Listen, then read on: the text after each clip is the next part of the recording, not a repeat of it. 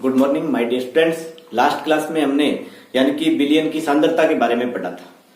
आज अभी अपने उसमें जो नेक्स्ट जो है वो जो कल मैंने आपको प्रकार बताए थे उनके बारे में पढ़ने वाले हैं।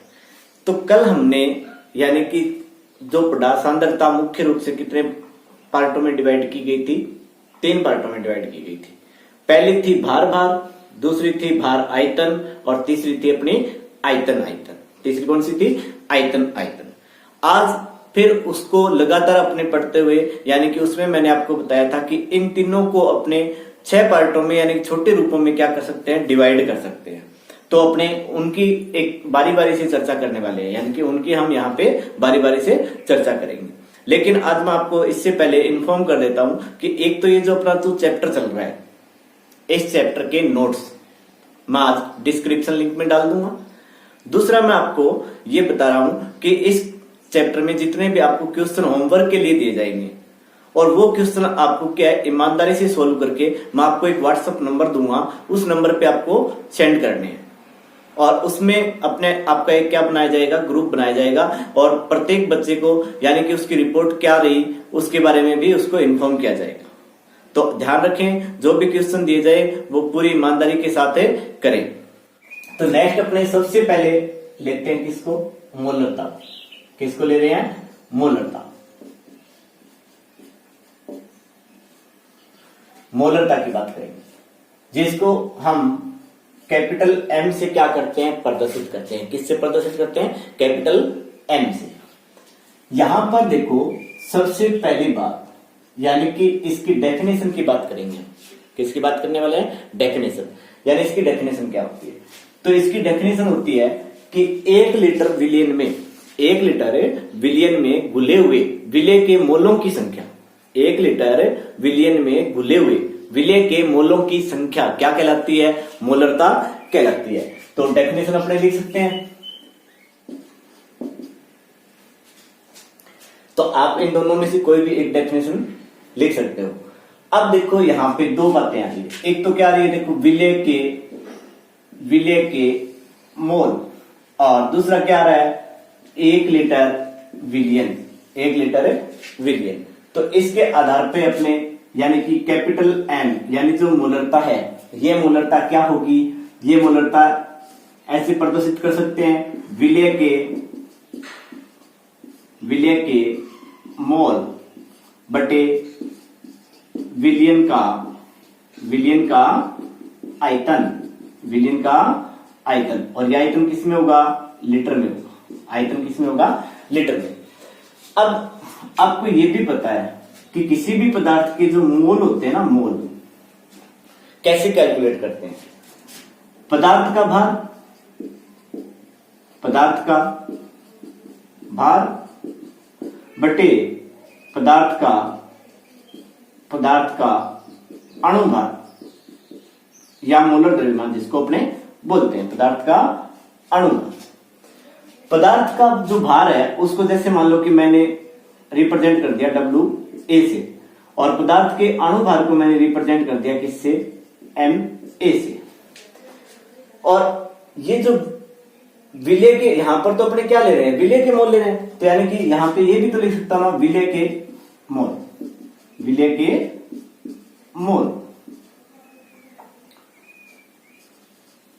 तो देखो ये बात यदि मैं इसमें पुट अप कर देता हूं तो अपने मोलरता का जो सूत्र है वो क्या बन जाएगा? मोलरता का सूत्र हो जाएगा M बराबर विलय का भार या विलय की ग्राम में मात्रा, ये भी लिख सकते हैं। विलय की ग्राम में मात्रा बटे क्या हो जाएगा? विलय का मोलर द्रव्यमान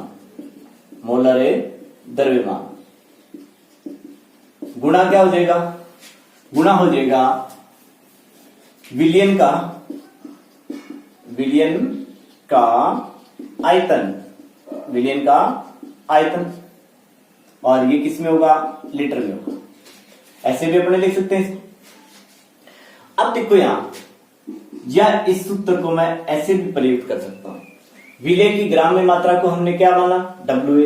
तो यहां पे मैंने लिख दिया WA बटा मोलर द्रव्यमान को हमने क्या माना है Ma, तो बटा क्या हो जाएगा Ma और गुणा क्या हो जाएगा V, और ये किसमें लीटर में, V किसमें है लीटर में, WA बटा Ma गुणा V, यानी कि ये विलेय की ग्राम में मात्रा होगी, ये विलेय का मोलर द्रव्यमान हो गया और ये विलेय का क्या हो गया आयतन। यदि ये आयतन अपना किसमें नहीं दिया हो, ये आयतन यदि लीटर में नहीं दिया हो, किसमें दे दिया जाए मिलीलीटर में दे दिया जाए, तो आपको पता है सूत्र क्या हो जाएगा WA ऊपर 1000 से क्या करवा देंगे गुणा करवा देंगे, तो WA गुणा 1000 MA गुणा V, और अब की बार यहां पे हो जाएगा क्या मिलीलीटर। तो आपको मोलरता के अंदर देखो क्या याद रखना है कि 1 लीटर विलीन में घुले हुए मोलों की संख्या उस विलीन की क्या कहलाती है मोलरता कहलाती है। मोलरता क्या होती है विलेय के मोल बटे विलीन का आयतन, किसमें लीटर में। दूसरी बात अपन को ये पता है कि विलेय के जो मोल हैं, विलेय के मोल क्या होते हैं पदार्थ का भार या विलेय की ग्राम में मात्रा बटे विलेय का अणुभार।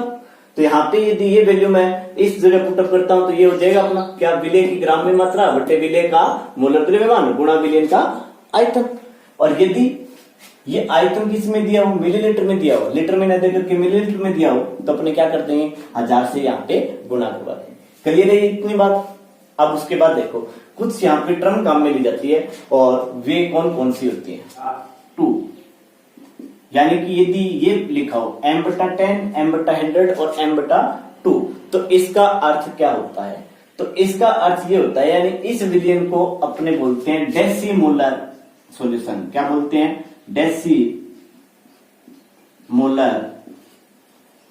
डेसीमोलर सॉल्यूशन। क्या बोला जाता है डेसीमोलर सॉल्यूशन। इसको क्या बोला जाता है सेंटीमोलर। क्या बोला जाता है सेंटीमोलर सॉल्यूशन, यानी कि 1m/100 दिया हो तो क्या बोलेंगे सेंटी, और m/10 दिया हो तो क्या बोलेंगे डेसी बोलेंगे, और यदि m/2 दिया हो तो इसको अपने बोला जाता है सेमीमोलर विलयन। सेमीमोलर विलयन।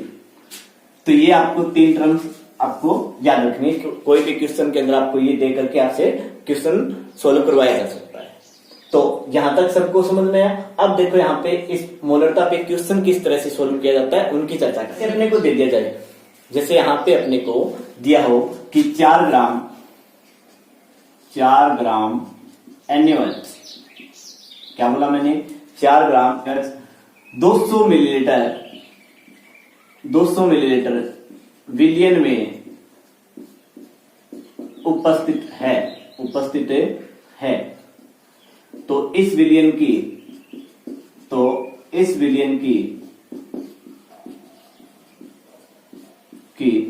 मोलरता ज्ञात करो।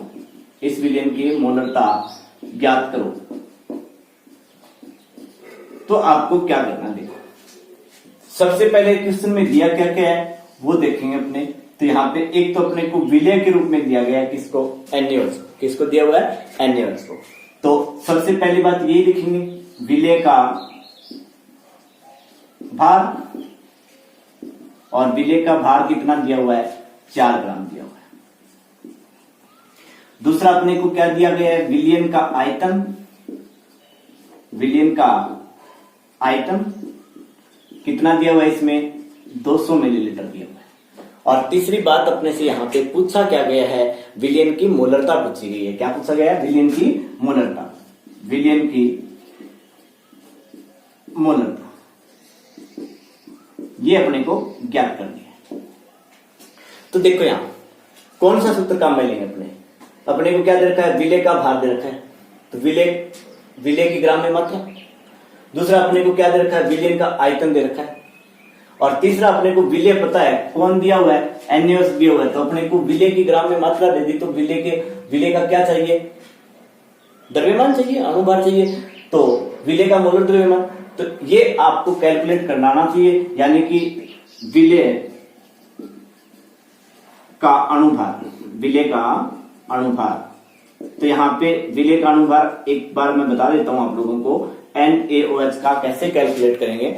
अपने को पता है कि सोडियम जो है ना, सोडियम का परमाणु द्रव्यमान जो होता है वो कितना होता है 23 होता है, ऑक्सीजन का कितना काम में लेते हैं, 16 काम में लेते हैं, और हाइड्रोजन का कितना होता है, 1 होता है। तो विलय का यहाँ पे मोलर द्रव्यमान जो आएगा वो कितना आ जाएगा, 40 आ जाएगा। कितना आ जाएगा, 40 आ जाएगा। अब देखो यहाँ पे आयतन किस में दिया हुआ है, मिलीलीटर में दिया हुआ है, तो अपने सूत्र कौन सा काम में ले लेंगे, ये क्या है, डब्ल्यू ए क्या है, विलय की ग्राम में मात्रा है, एम ए क्या है, विलय का मोलर द्रव्यमान है, और ये वी क्या है, विलयन का आयतन है। तो ये सब वैल्यू अपने इसके अंदर रख देंगे। तो अपने को डब्ल्यू ए कितना दिया हुआ है, 4 गुणा 1000 लगाएंगे, क्योंकि विलयन का आयतन किस में है, मिलीलीटर में है। एम ए मोलर द्रव्यमान कितना है, 40 है, और विलयन का जो आयतन है वो अपने को कितना दिया हुआ है, 200 मिलीलीटर दिया हुआ है। तो यहाँ पे क्या हो जाएगा, ये 3 0 से 3 0 कट जाएगी, ये 4 से 4 कट जाएगा। तो विलयन यानी कि इसकी जो मोलरता है वो कितनी आ जाएगी, 1/2, और 1/2 को मैंने अभी बताया था, यानी कि यहाँ पे मोलर, और 1/2 जो है क्या बोला जाता है, उसको अपने सेंटी बोलते हैं, सेमी बोलते हैं, या डेसी बोलते हैं। तो मैंने अभी बताया था कि 1/2 हो तो उसको क्या बोला जाता है, सेमी मोलर बोला जाता है। क्या बोला जाता है, सेमी मोलर। या फिर आप लोग यहाँ पे ऐसे भी इसको सोल्व करके भी लिख सकते हो। इस विलयन की मोलरता है वो कितनी हो जाएगी, 0.5 कैपिटल एम के द्वारा भी प्रदर्शित कर सकते हैं। तो ये इस तरह से अपने को क्वेश्चन करना है इसमें। नेक्स्ट देखो, अब एक क्वेश्चन और दे रहा हूं मैं आपको। जैसे अपने को दे दिया जाए, ये क्या दिया हुआ है, 10% कैल्शियम कार्बोनेट W/V विलयन की मोलरता ज्ञात कीजिए। 10% कैल्शियम कार्बोनेट W/V विलयन की मोलरता ज्ञात कीजिए, ये दिया हुआ है। तो अब देखो, सबसे पहली बात तो अपने को मोलरता का पता होना चाहिए कि ये मुख्य रूप से कौन सी इकाई होती है। यानी कि सांद्रता की कल मैंने आपको तीन तरह से व्यक्त करने के बारे में बताया था कि भार में व्यक्त किया जाता है, भार आयतन में व्यक्त किया जाता है, और आयतन आयतन में व्यक्त किया जाता है। तो ये मोलरता जो है, इनमें से कौन से प्रकार की सांद्रता है। तो यहाँ पे देखो, ये जो मोलरता अपनी है ना, इसमें ये किस प्रकार की होगी कि विलय के तो अपने क्या काम में ले रहे हैं, मोल, और विलयन का क्या काम में ले रहे हैं, आयतन। यानी कि विलय की ग्राम में मात्रा, तो ग्राम में मात्रा तो क्या हो गया, वेट हो गया, और विलयन का जो आयतन वॉल्यूम है तो वो क्या हो गया, वी हो गया। तो यानी कि जो अपनी मोलरता होती है ना, वो W/V प्रकार की क्या होती है, सांद्रता होती है। तो यहां पर देखो, कल मैंने जैसे भार आयतन में बताया था, ये जो पहले वाला W है वो किसको रिप्रेजेंट कर रहा है, पहले वाला W किसको रिप्रेजेंट कर रहा है, विलय को। तो यहां पर क्या हो जाएगा, विलय की मात्रा या विलय का भार, क्या बोल सकते हैं इसको, विलय का भार कितने ग्राम हो जाएगा, 10 ग्राम। विलय का भार कितना हो गया, 10 ग्राम। ये बाद वाला प्रतिशत किसको व्यक्त करता है, बाद वाला प्रतिशत विलयन के आयतन को प्रदर्शित करता है। किसको, विलयन के आयतन को। तो यहां पर विलयन का आयतन, विलयन का आयतन, विलयन का आयतन कितना हो जाएगा जी, विलयन का आयतन कितना हो जाएगा, 100 मिलीलीटर हो जाएगा। कितना हो जाएगा, 100 मिलीलीटर। इसको मिलीलीटर में लेंगे, क्यों, क्योंकि यहाँ पे क्या दिया हुआ है, अपने को वॉल्यूम दिया हुआ है, इस वजह से, यानी कि अपना क्या हो गया, 100 मिलीलीटर हो गया। क्लियर है इतनी बात। अब देखो, विलय का मोलर द्रव्यमान, विलय का मोलर द्रव्यमान, मोलर द्रव्यमान, और विलय का जो मोलर द्रव्यमान है वो कितना होगा, यहाँ पे 100 होगा। कितना होगा, 100। कैल्शियम कार्बोनेट का यदि आप लोग कैलकुलेट करोगे ना, तो ये CaCO3 है, तो यहाँ पे कैल्शियम का कितना हो जाएगा, 40 हो जाएगा, प्लस कार्बन का कितना होता है, 12 होता है, प्लस ऑक्सीजन कितनी है, 3 है, तो 3 का कितना हो जाएगा, 48, और इसको टोटल करोगे तो कितना आ जाएगा, 100 आ जाएगा। अब इसमें सूत्र में रखनी है पूरी वैल्यू। देखो इधर विलय की ग्राम में मात्रा कितनी होगी, 10, इनटू विलयन का आयतन किसमें है, मिलीलीटर में, तो कितना हो जाएगा, 1000 बटे विलय का मोलर द्रव्यमान कितना है, 100, और विलयन का आयतन भी कितना है, 100।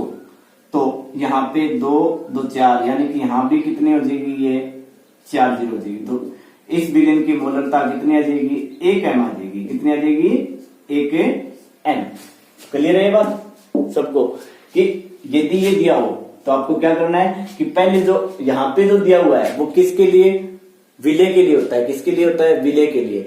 और बाद में जो दिया होता है वो किसके लिए होता है, विलियन के लिए। लास्ट लेक्चर में मैंने आप लोगों को बताया था ये।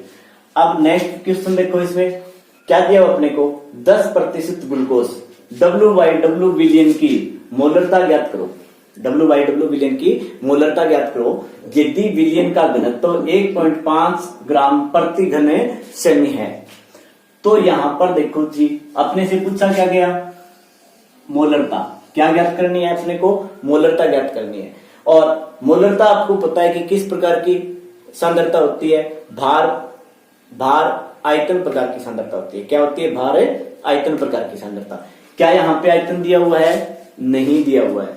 तो अपने को तो क्या चाहिए, आयतन। और आयतन लेने के लिए अपने किसको काम में लेंगे, घनत्व को काम में लेंगे। तो सबसे पहले अपने लिखते हैं, देखो इसमें क्या दिया हुआ है, 10% ग्लूकोज है।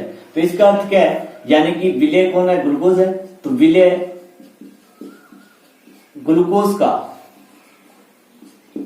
का भार, तो 100 में से कितना होगा, 10 होगा, तो 10 ग्राम हो जाएगा। कितना हो गया, 10 ग्राम। दूसरा देखो, ये बाद वाला जो है ये किसका द्रव्यमान होगा, विलियन का द्रव्यमान होगा। तो अपने यहां से क्या आ जाएगा, विलियन का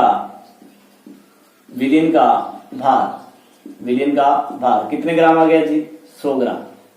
कितना ग्राम आ गया, 100 ग्राम। तीसरी चीज अपने को यहाँ पे किसकी आवश्यकता है, विलय के मोलर द्रव्यमान की। तो विलय का मोलर द्रव्यमान,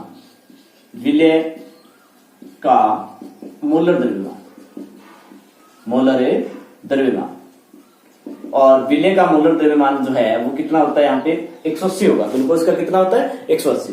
किसी को पता नहीं है तो निकाल सकते हैं। जैसे देखो, ग्लूकोज का सूत्र होता है C6H12O6। तो आपको पता है कार्बन का परमाणु द्रव्यमान 12, कार्बन परमाणु की संख्या कितनी है, 6, प्लस हाइड्रोजन का 1 गुणा 12 और प्लस 16 गुणा 6। और इसको यदि आप लोग टोटल करोगे तो कितना आएगा, 180 आएगा। अब देखो यहां पे अपने को क्या चाहिए, विलियन का आयतन चाहिए, विलियन का आयतन। तभी ये क्वेश्चन अपना हो सकता है, विलियन का आयतन। और विलियन का आयतन ज्ञात करने के लिए अपने को सपोर्ट के रूप में यहाँ पे क्या दिया हुआ है, घनत्व दिया हुआ है, यानी डेंसिटी दी हुई है। क्या दी हुई है, डेंसिटी। तो इसमें देखो डी बराबर, यानी कि घनत्व बराबर अपने को पता है क्या होता है, घनत्व होता है द्रव्यमान बटे आयतन, द्रव्यमान बटे आयतन, यानी विलियन का द्रव्यमान और बटे विलियन का आयतन, जिससे अपने पास क्या आ जाता है, घनत्व आ जाता है। लेकिन यहाँ पे अपने को आयतन ज्ञात करना है, घनत्व दिया हुआ है, द्रव्यमान दिया हुआ है। घनत्व कितना दिया हुआ है, 1.5, और विलियन का द्रव्यमान कितना है, यहाँ पे 100 है, बटा क्या है, V। तो अपना V वॉल्यूम, आयतन क्या आ जाएगा, 100 बटा 1.5, 100 बटा 1.5, और किस में आ जाएगा, ml में आ जाएगा। ये ml में कैसे आया, ये देखो भाई, आपको पता है द्रव्यमान है तो यहाँ पे इसकी इकाई क्या होगी, ग्राम, और नीचे अपने घनत्व से इसको डिवाइड कर रहे हैं तो घनत्व की इकाई क्या है अपने पास, घनत्व की इकाई क्या है, ग्राम बटे घन सेमी, ग्राम बटे घन सेमी है। तो यानी कि यहाँ ग्राम आ जाएगा और यहाँ पे क्या आ जाएगा, घन सेमी आ जाएगा। तो ग्राम से ग्राम आप लोग कैंसिल कर दोगे, और ये जो एक घन सेमी जो आयतन होता है ना, ये किसके इक्वल होता है, 1 ml के इक्वल होता है। और इस वजह से यहाँ पे क्या है, यूनिट अपनी क्या होगी, ml में होगी। रिपीट कर रहा हूं, एक बार ध्यान से सुनना। यहाँ पे इधर ये किसका द्रव्यमान है, विलियन का, तो यूनिट क्या लगाएंगे अपने, ग्राम लगाएंगे। और यहाँ पर क्या होगा, ग्राम बटा घन सेमी होगा, और ये घन सेमी कहां चला जाएगा, ऊपर चला जाएगा। ग्राम से ग्राम कैंसिल कर दोगे और ये क्या बचेगा, घन सेमी बचेगा। तो एक घन सेमी है वो किसके इक्वल होता है, 1 ml के इक्वल होता है। किसके इक्वल होता है, 1 ml के। और इस वजह से यहाँ पे यूनिट जो अपनी वो क्या आ जाएगी, ml आ जाएगी। क्लियर है बात। अब देखो पूरी वैल्यू रख देते हैं यहां। तो मोलरता बराबर सबसे पहले विलय, ml में दिया हुआ ना, तो ये सूत्र काम में लेंगे। विलय का भार, विलय का भार कितना 10। आयतन किस में दिया हुआ अपने को, ml में निकल गया है, तो ऊपर क्या होगा 1000, ये हो गया 1000 बटे विलेय का मोलर द्रव्यमान कितना हो जाएगा 180 और गुणा विलयन का आयतन, और विलयन का आयतन कितना अपना 100 बटा 1.5, तो ये कहां चला जाएगा ऊपर चला जाएगा, ये कहां चला गया ऊपर।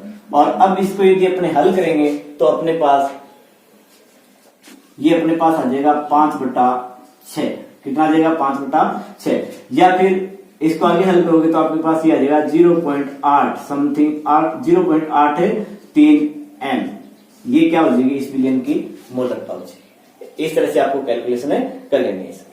अब देखो यदि क्वेश्चन में अपने को क्या दिया हो, इस प्रकार की भार भार की यूनिट दी हो, मोलरता पूछी गई हो और विलयन का घनत्व दिया हो, तो अपने एक ट्रिक के रूप में सूत्र काम में लेते हैं, उससे भी अपना सीधा इससे क्या कर सकते हैं कैलकुलेट कर सकते हैं, इस विलयन की मोलरता क्या कर सकते हैं निकाल सकते हैं। यानी कि जब अपने को विलयन में क्या दिया हो, भार भार दिया हो, मोलरता पूछी गई हो और विलयन का क्या दिया गया हो, घनत्व दिया हो, तो आप लोग नोट लगा करके हाँ एक सूत्र लिख लेंगे और उस सूत्र से अपना सीधा भी ये आ जाएगा। और वो जो सूत्र है वो अपना क्या होगा, कैपिटल M बराबर प्रतिशत गुणा D गुणा 10/mw। इस सूत्र से भी अपने इसको क्या कर सकते हैं निकाल सकते हैं। कैसे, देखो यहाँ पे प्रतिशत कितना दिया हुआ अपने को 10 गुणा घनत्व कितना दिया हुआ है 1.5 इंटू 10 बटा मोलर द्रव्यमान कितना है 180। ये पॉइंट हटा दो, यहां 0 लगा दो, इससे ये कैंसिल हो जाएगा, इससे ये कैंसिल हो जाएगा। 3 5 15 3 सिक्के 18, कितना आ जाएगा 5/6, या फिर क्या आ जाएगा 0.83।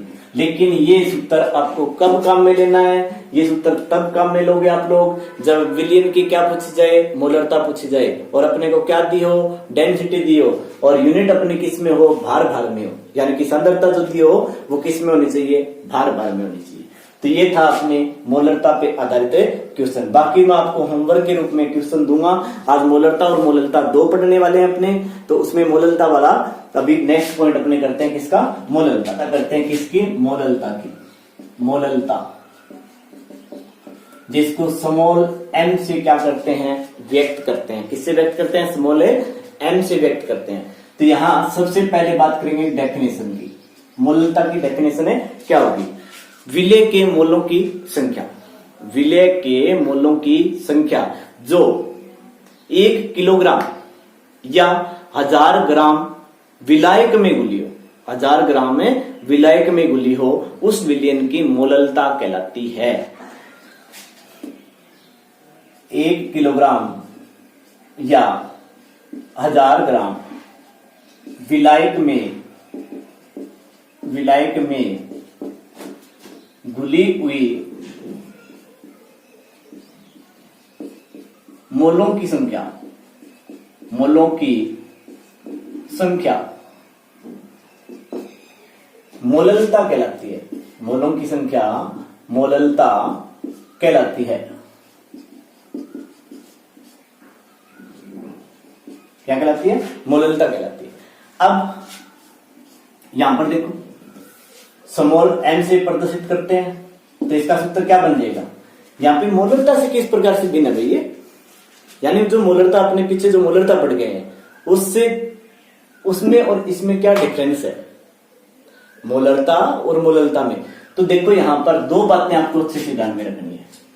एक तो वहां तो क्या काम में लिया जा रहा था, आयतन, वहां तो क्या काम में लिया जा रहा था, आयतन, और यहाँ पे अपने किसको काम में ले रहे हैं, यहाँ पर काम में ले रहे हैं किसको, द्रव्यमान को। किसको काम में ले रहे हैं, द्रव्यमान को।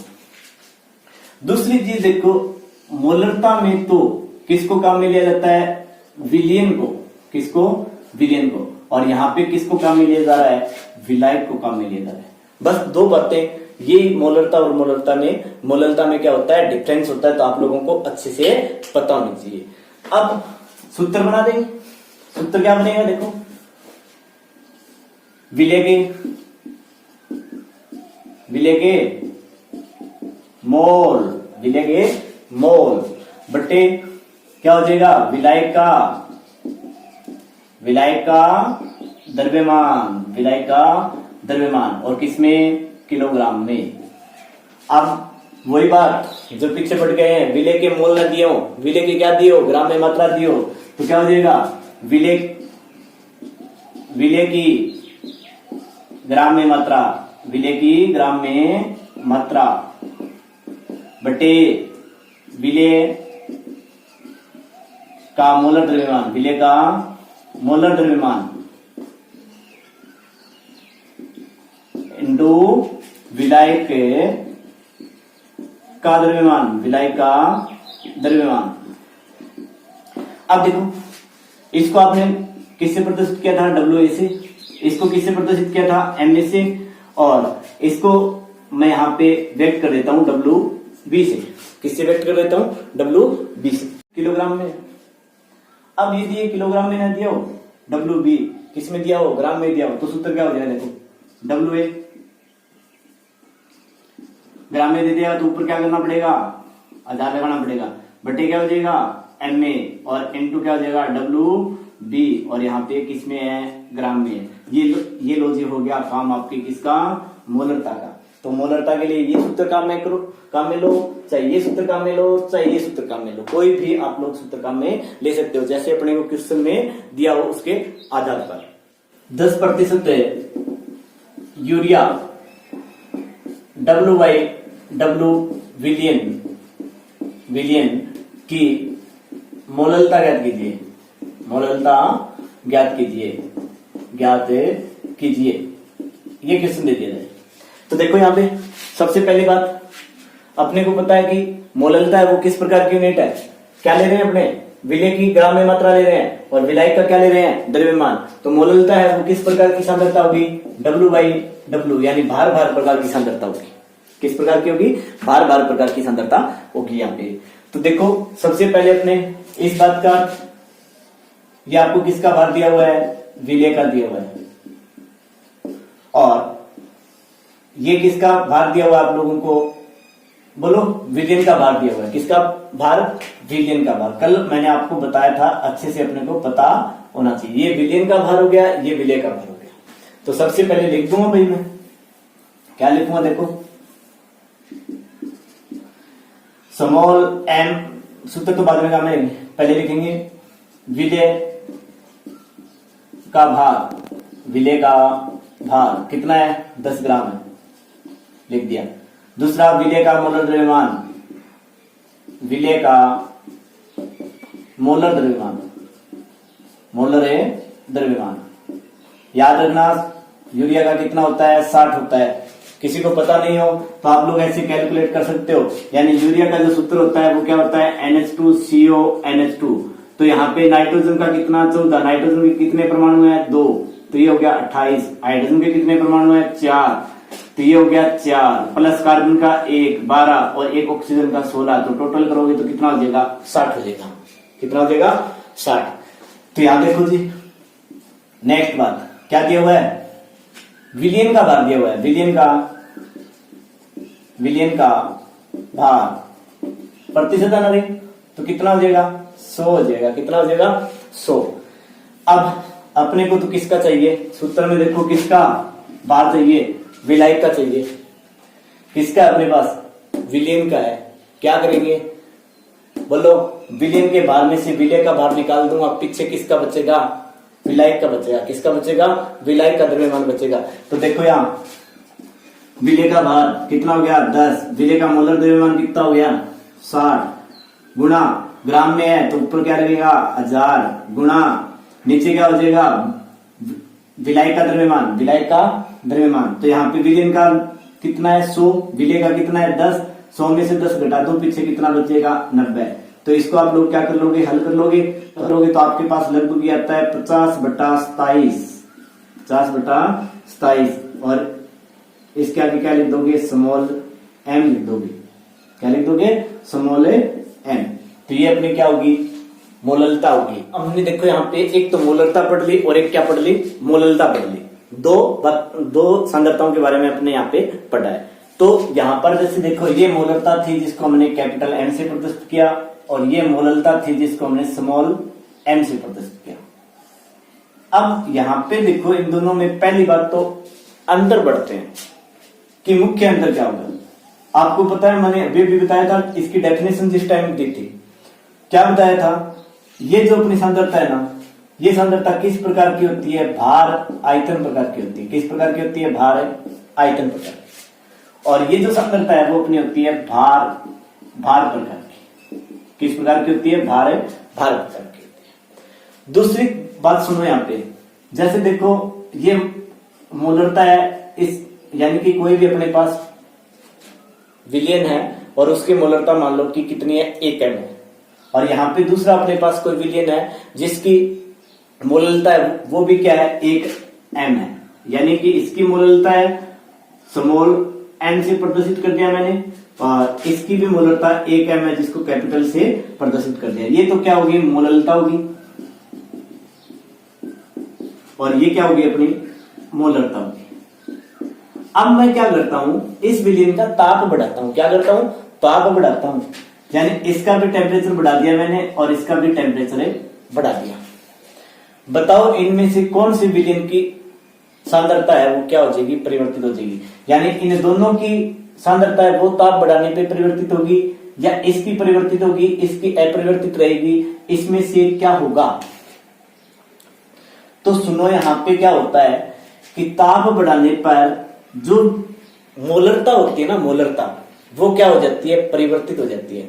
ताप बढ़ाने पर मोलरता है वो क्या हो जाती है, परिवर्तित हो जाती है। क्यों, क्योंकि ये जो सांद्रता है वो किस पर डिपेंड कर रही है, आयतन पर। और आपको पता है ताप के साथ आयतन है वो क्या होता है, परिवर्तित होता है। चार्ल्स का नियम आप लोगों ने 11th में पढ़ा था। यानी कि जो ताप के साथ है वो आयतन है वो क्या हो जाएगा, परिवर्तित हो जाएगा। और इस कारण ताप बढ़ाने पर विलयनों की मोलरता है वो क्या हो जाती है, परिवर्तित हो जाती है। जबकि मोलरता है वो क्या रहती है, अपरिवर्तित रहती है। मोलरता है वो क्या रहती है, अपरिवर्तित। क्यों, क्योंकि ये किस प्रकार की सांद्रता है, भार प्रकार की सांद्रता है। और आपको पता है ताप बढ़ाने से किसी भी पदार्थ के भार में कोई परिवर्तन नहीं होता है। जैसे मान लो मेरे पास क्या है, ये मार्कर है, और इस मार्कर का टेम्परेचर यदि मैं 10 डिग्री सेल्सियस बढ़ा देता हूं, तो क्या इस मार्कर का द्रव्यमान परिवर्तित हो जाएगा, इस मार्कर का द्रव्यमान परिवर्तित नहीं होगा। मैंने जो आपको बोला था कि आज मैं आप लोगों को होमवर्क दूंगा डिस्क्रिप्शन लिंक में, और आप उनके आंसर जो हैं वो यानी कि पूरा सोल्व करके क्वेश्चन आपको एक मेरा नंबर दे रहा हूं, व्हाट्सएप नंबर पे आपको भेजना है, और पूरी ईमानदारी के साथ आपको काम करना है। और वो जो नंबर है वो है